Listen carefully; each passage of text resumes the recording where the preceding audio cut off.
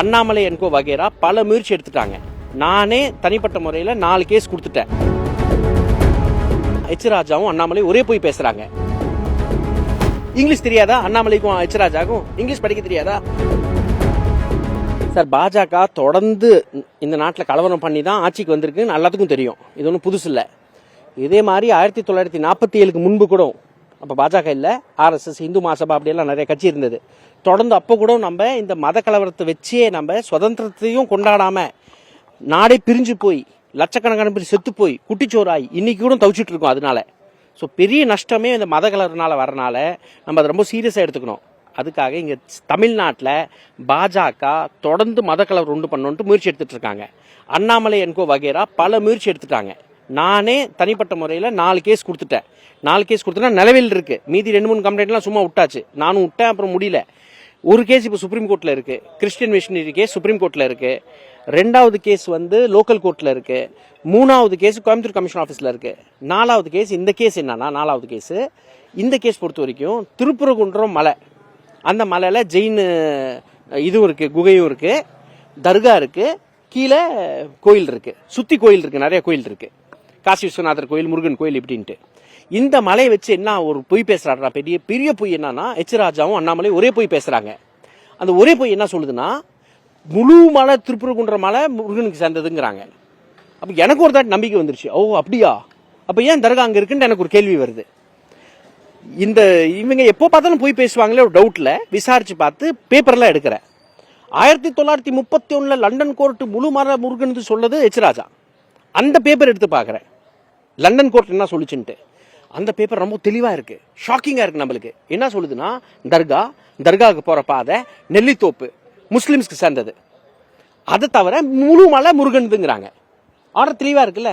English தெரியாதா அண்ணாமலைக்கும் H ராஜாக்கும்? English படிக்க தெரியாதா? தெளிவா இருக்குல்ல. எதுக்கு போய் பேசின? போய் பேசி அவ்வளோ மக்களை தூண்டி விட்டாங்க. தூண்டி விட்டு மக்களும் அவ்வளோ பேர் போயிருக்காங்க. தமிழ்நாடு மக்களுக்கு அவன் சங்கியா கூட இருக்கட்டும், ஆனா ஒருத்தன் அவங்க பட்டா இருக்கு, அவன் நிலத்துல பட்டா இருக்குன்னா அவன் கண்டுக்க மாட்டாங்க. அவன் சடங்கு, அவன் சம்பிரதாயம் அவன் செஞ்சுக்கிறான். ஏன்னா இதே மலைக்கு இந்த பக்கம் இருக்கிற இந்து கோயில்ல கடா வெட்டுறாங்க. ஏன்னா அந்த அந்த அந்த கோயில் அந்த கடவுளோட கலாச்சாரம், அது கடா வெட்டுறது.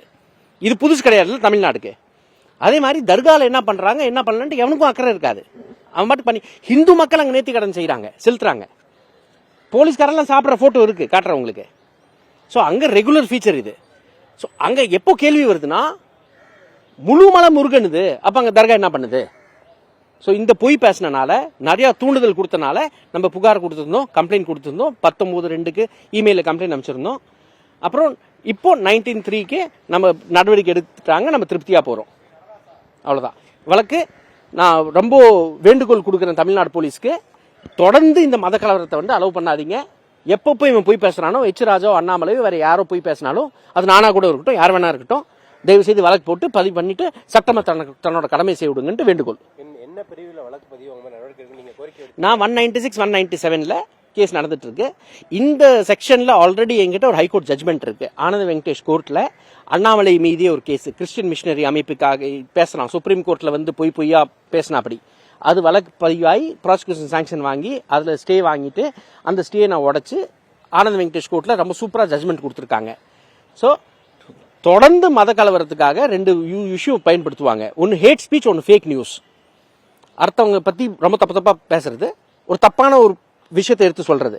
அண்ணாமலை இதே மாதிரி ஒரு தாட்டி முத்துராமலிங்கம் தேவரையா அவன் சொன்னாராம்.